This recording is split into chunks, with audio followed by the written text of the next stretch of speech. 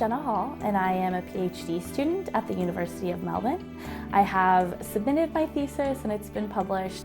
My PhD research was using stem cells as a tool to build eye cells to study age-related macular degeneration, which is the most common form of irreversible severe vision loss amongst people aged 60 plus.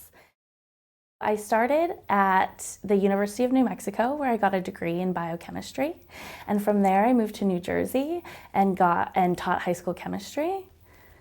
From there I moved to New York City and worked at a high-throughput automated liquid handling stem cell laboratory, where we processed anywhere from receiving stem cell samples to downstream differentiations to study a myriad of different cell types like neurons, eye cells, bone and tissue engineering. And after that, I moved to Melbourne, Australia to pursue my PhD in eye research. My PhD is using stem cells as a starting material to study eye disease.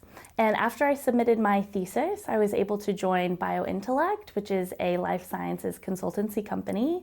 And there I'm able to do some business development work, R&D and strategy, help with event planning and consultancy.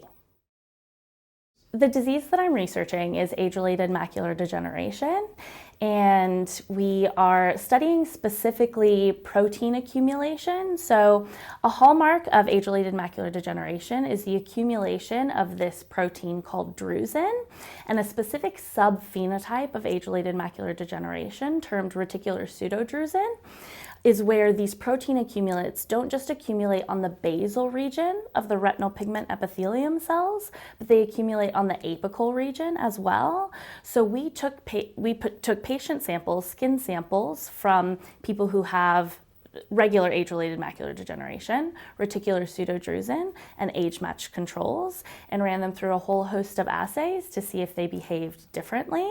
And what we did find is a severity-specific phenotype with respect to their mitochondrial profile, their protein accumulation profile.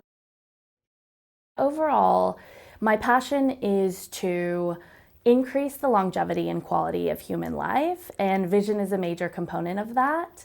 Often our patients are aged, and when their onset of vision loss comes on, it's at a time of their life when they're trying to play with grandchildren and go to really big life events like weddings, etc.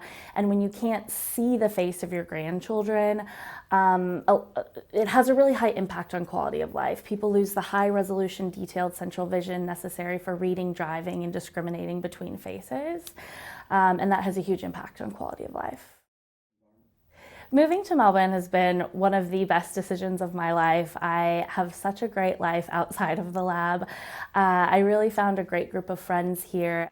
I love going to live music gigs, whether that's just weekday Aussie artists or big music festivals. My mom and I went to an Elton John concert when she came to visit. I love the museums here, the little pop-ups or the big National Gallery of Victoria. Also, just wandering around the city and looking at the architecture in Melbourne is one of my best pastimes.